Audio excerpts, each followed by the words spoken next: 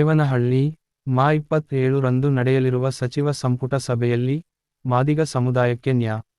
ನಾಗಮೋಹನ್ ದಾಸ್ ಅವರ ವರದಿಯಂತೆ ಒಳಮೀಸಲಾತಿಯಡಿ ನ್ಯಾಯ ಸಿಗದಿದ್ದರೆ, ರಾಜ್ಯಾದ್ಯಂತ ಉಗ್ರವಾದ ಹೋರಾಟವನ್ನು ರೂಪಿಸಬೇಕಾಗುತ್ತದೆ ಎಂದು ಕರ್ನಾಟಕ ರಾಜ್ಯ ಮಾದಿಗ ದಂಡೋರ ಪ್ರಚಾರ ಸಮಿತಿ ಅಧ್ಯಕ್ಷ ಬುಳ್ಳಹಳ್ಳಿ ರಾಜಪ್ಪ ಎಚ್ಚರಿಕೆ ನೀಡಿದರು.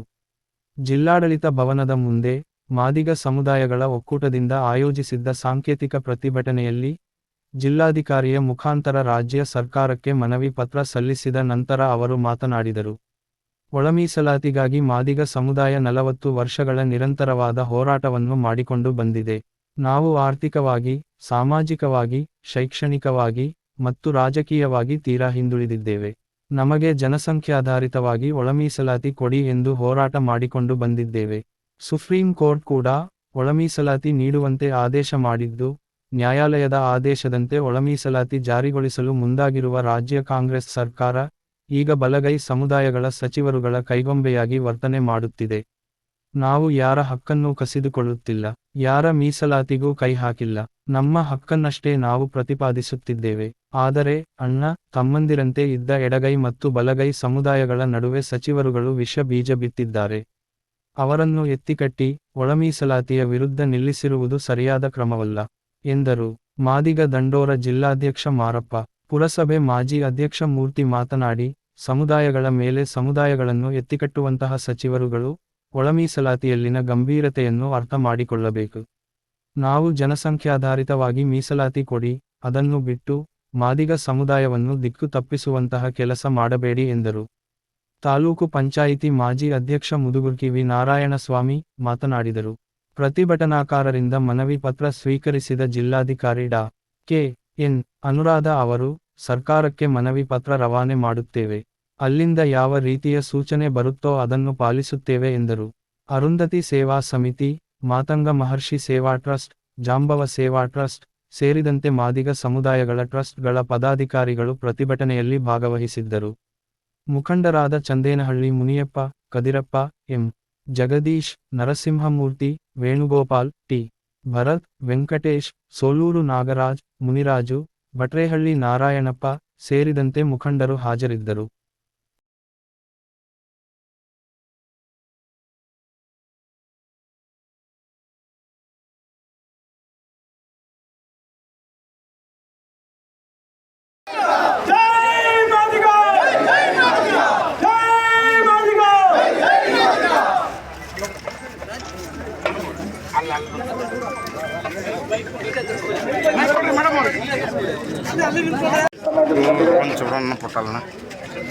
ಈಗಾಗಲೇ ನಮ್ಮ ಬೆಂಗಳೂರು ಗ್ರಾಮಾಂತರ ಜಿಲ್ಲೆಯ ಜಿಲ್ಲಾಧಿಕಾರಿಗಳು,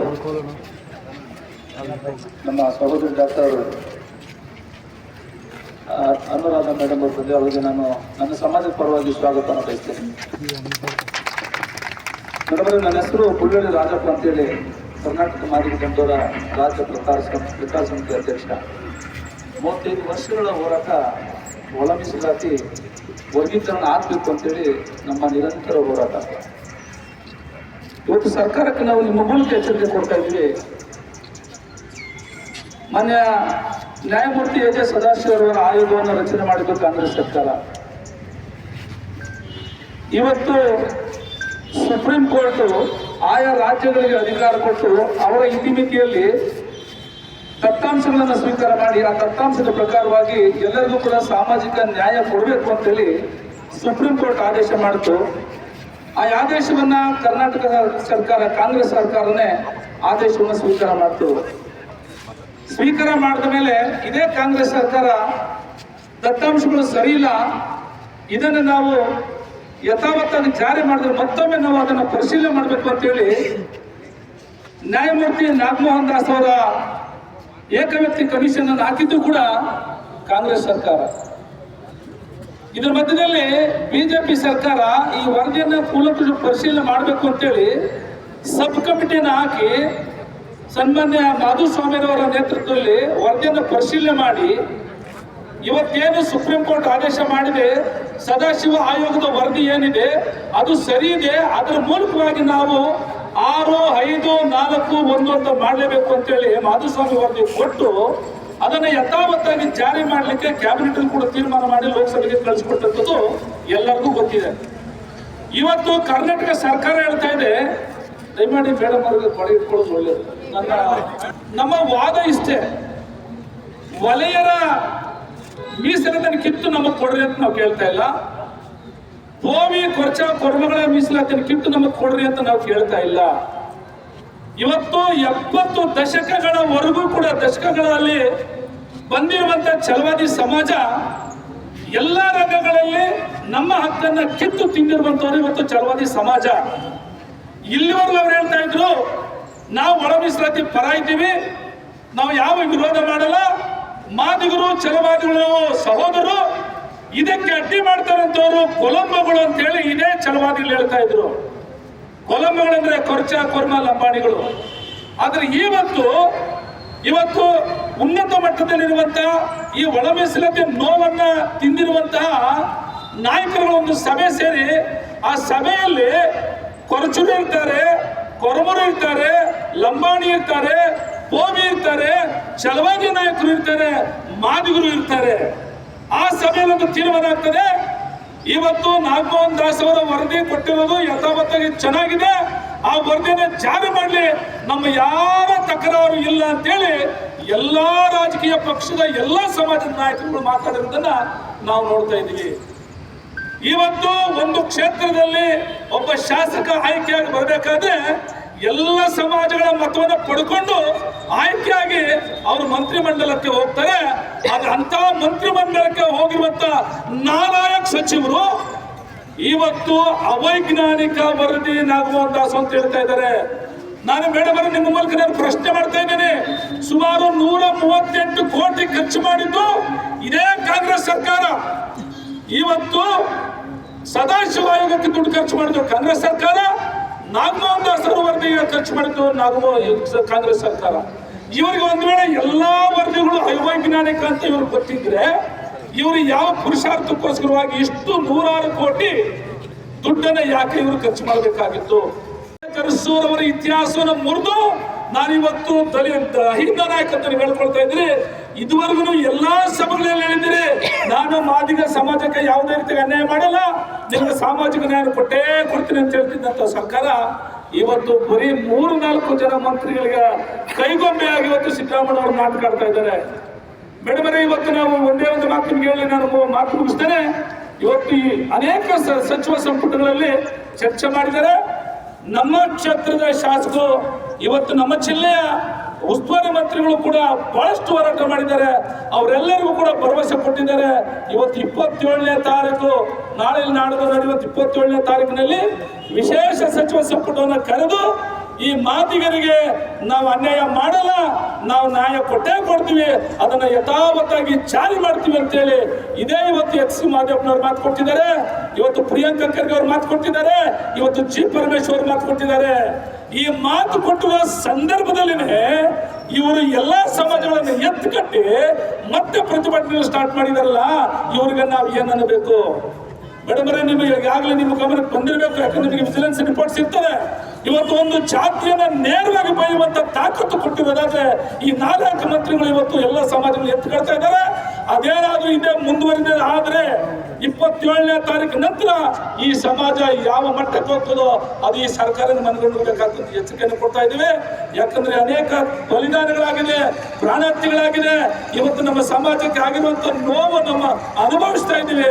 70 ವರ್ಷಗಳು ಎಲ್ಲ ತಿಂದು ಉಂಡು ಇವತ್ತು ಇನ್ನೂ ನಮಗೆ ಸಾಕಾಗ್ತದೆ ಅಂತ ಹೇಳುವಂತ ಈ ಒಂದು ಛಲವಾದಿ ಸಮಾಜಿಗೆ ಇವತ್ತು ನಾವು ಎಚ್ಚರಿಕೆ ಕೊಡ್ತಾ ಇದ್ದೀವಿ. ಇವತ್ತು ಹೇಳ್ತಾ ಇದ್ದಾರೆ ನಾವು ಬಲಗೈನವರು, ನಾವು ತೊಡೆ ತಟ್ತೀವಿ ಅಂತ ಹೇಳ್ತಾ ಇದ್ರೆ ಈಡಿಯಟ್ಸ್.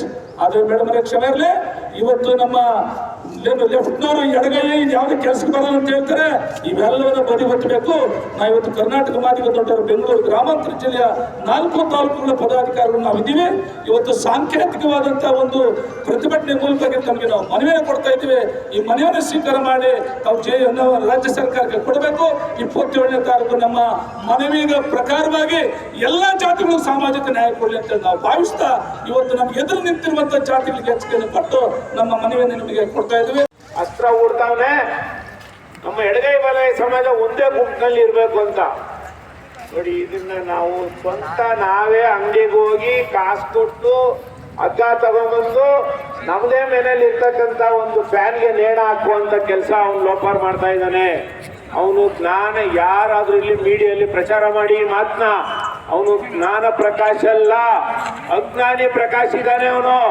ಅದೇ ವೇದಿಕೆಯಲ್ಲಿ ಬಂದು ಸದಾಶಿವ ಆಯೋಗ ವರದಿ ಜಾರಿ ಆಗಬೇಕು, ನಮ್ಮ ಸಮಾಜಗಳಿಗೆ ಅನ್ಯಾಯ ಆಗಿದೆ ಅಂತ ಹೊಗಳದಂತ ಒಬ್ಬ ಅಜ್ಞಾನಿ ಪ್ರಕಾಶ್ ಇವತ್ತಿನ ದಿನ ನಮ್ಮಿಬ್ಬರಿಗೂ ಒಂದೇ ಗುಂಪು ಕೊಡಿ ಅಂತ ಇದ್ದಾನೆ. ಇದನ್ನ ಸ್ವಯಂ ಕೃತವಾಗಿ ನಾವೇ ಹಗ್ಗ ತಗೊಂಡು ನೇಣ ಹಾಕ್ಕೊಳ್ಳೋ ಅಂತ ಒಂದು ಪರಿಸ್ಥಿತಿನ ಸೃಷ್ಟಿ ಮಾಡಕ್ಕೆ ನಾಂದಿ ಆಡ್ತಾ ಇದ್ದಾನೆ. ಇದೊಂದು ಮಾತ್ರ ನಿಮ್ಮೆಲ್ರಿಗೂ ಗಮನ ಇರಲಿ.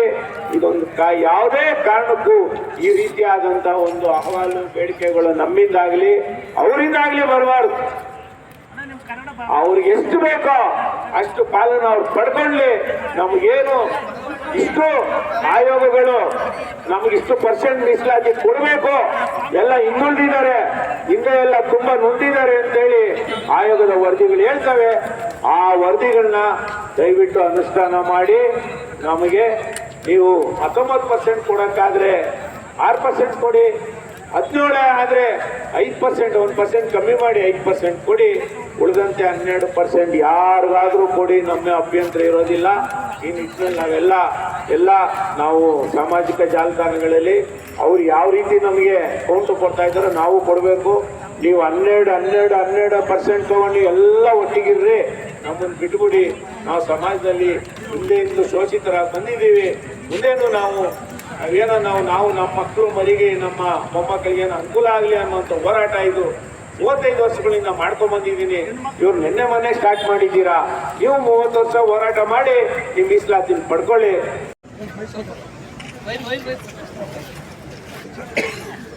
ಎಲ್ರಿಗೂ ನಮಸ್ಕಾರ.